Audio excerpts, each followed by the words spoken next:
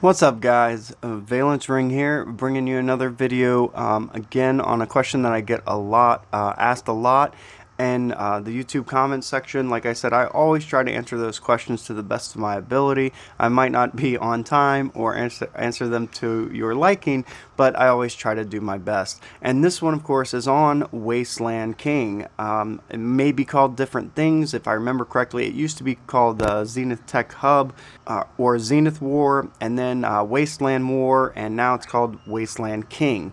I will give a quick disclaimer. I do not know everything about this subject. I am not an expert in Wasteland War. I can tell you that I've definitely participated in a handful of them, especially earlier on in the state, when we had chosen governors, different governors, and we try to hold the tech hub for that governor.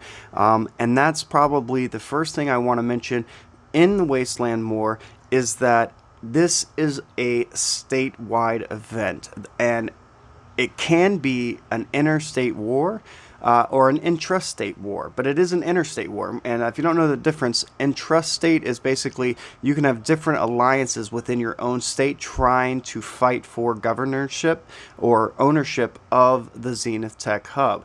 And if that's the case, that can be very difficult. I think early on, when a state is first put out, the only way to occupy the Zenith Tech Hub is inside your own state. Once you reach a certain level, your state reaches a certain time period, then it becomes interstate. And basically, states will try to invade your state and take over the Zenith Tech Hub. And this is an important distinction, and you should definitely go in, and right now it's called Wasteland War, or as you can see, Wasteland King is the title of the event, and it's under upcoming events. If it's not currently active, you will see this in your upcoming events. It happens once every 2 weeks, and it's right near the end of Global Ace Commander, and it should be the same in every state, as long as your state's old enough to have this as an event. At any rate, go into your event center, check out the upcoming, or if it's during Wasteland War, check out the current events, and you can go in and look at it. As you can see, the warring states are state 16, 19, and 30, and this is for our previous war. These are the histories of it. And you can see who became the governor, Angel of Death Trist, who's actually a member of my alliance, and he joined our war alliance, which is the War Angels. And this is the alliance that owns the governorship, and that's how our state does things. Your state may be different. So if you are the leader, or you're trying to be the governor of your state, and you're the highest might player, which you don't have to be, but if you know that's kind of how it's going, then your alliance is going to have to work together, and maybe your whole state is going to have to work together to allow that to happen. Some of these states have some very high might players in them that are able to do massive damage. So it is a concerted effort. You have to work together. There is no guarantee that you're going to be able to do this on your own. I have seen in earlier times when we've had immigration from other states, lower states with really high might players, come in and basically be able to take over the hub almost by themselves, and that's rare. It can happen, especially in newer states where you don't have a ton of high might players. At any rate, Wasteland War, let's kind of get into what it is and how it works. The first thing you do want to do is come in, check it out, and look at exactly what the rules are. There's a quick description at the top. It'll probably be hard to see in this video, but basically it describes that it lasts for 24 hours and that you have to occupy the Zenith Tech Hub for 8 consecutive hours to win, or you have to have the highest occupation time over the course of that 24 hours. And that's how you win the governorship. And that's the Zenith Tech Hub. And of course up here there is, if you hit the exclamation point, this is the complete breakdown of the rules. It explains it. It's held once every 2 weeks. It lasts for a day. And then of course you can perform relocates to that state. Now I will say this, when you relocate to another state for Wasteland War, you're not able to attack other sanctuaries unless they are inside the Wasteland. And if you don't know what the Wasteland is, it's the gray area surrounding the Zenith Tech Hub, and I'll get into that in a second. The Zenith Tech Hub also is surrounded by 4 turrets, and those turrets can also be occupied. And if they're occupied by a different alliance than the one occupying the Zenith Tech Hub, then the turrets will continuously attack the Tech Hub, causing not only casualties but damage, which cannot be blocked by a shield.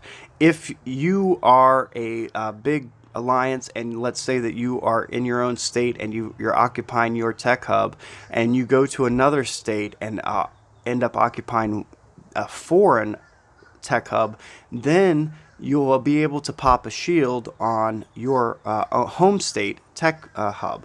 Now what that means is that no one can actually directly attack the tech hub, but they can still occupy the turrets, and the turrets will attack the tech hub, and that cannot be blocked by the shield. So that's important to understand, especially once you start getting into the interstate war aspect of it. So let's go back out here, and I want to show you the map, and I want to kind of explain to you a little bit about the tech hub and how it works. As you can see, as I pull it up, my sanctuary is located fairly close to the Wasteland, and all this gray area is the Wasteland, and it'll actually specify that it is Wasteland when you click on it, as opposed to when you click on anywhere else it'll say idle land. Okay, so once you go up here into the Wasteland, you'll see this big square block with 4 turrets. You have the western, the southern, the eastern, and of course the northern, and it's set out actually in a diamond pattern as opposed to, say, a square. Even though it's a square, it's on its axis. And then of course you have the Zenith Tech Hub. As you can see, it's the peaceful status, and we have 9 days and 12 hours left approximately, and that means that nothing happens against or for the Zenith Tech Hub during the peaceful status. Once that the event starts, then all of these shields will drop, and it is open season on the Zenith Tech Hub and the turrets. Now, if you were immigrating to another state to attack, not immigrating, but relocating to another state to attack, then you can relocate into the Wasteland, but any defeat in the Wasteland automatically randomly ports you to another place on the map. It should keep you in the same state, but just so you know, a lot of times people will try and fill up the Wasteland so that they can be close. Like I could try to relocate right here, right next to a turret, so that my march time is very low, so that I can have an easier time without spending speed ups or diamonds, so that I can make those attacks. However, if I lose a sanctuary battle, I'll automatically be ported out. So most people will actually relocate to the outside of the Wasteland on the outskirts. As you can see here, most alliances, especially the top alliances in our state, surround the Wasteland so that it is much harder to do just that. So in other words, instead of being right on the edge of the Wasteland where you're safe from having your sanctuary popped out of place, and actually you can't attack another player, even a relocated player from another state, a foreign enemy, if they're outside the Wasteland. No attacks are allowed to take place, not on resource spots or anything. Anything inside the Wasteland is fair game. However, you will see that they will force people to relocate further out away from the Wasteland to increase march times. The benefit of increasing the march time is that basically you have more time to reallocate forces and reinforcements to those turrets or the tech hub itself before attack actually lands.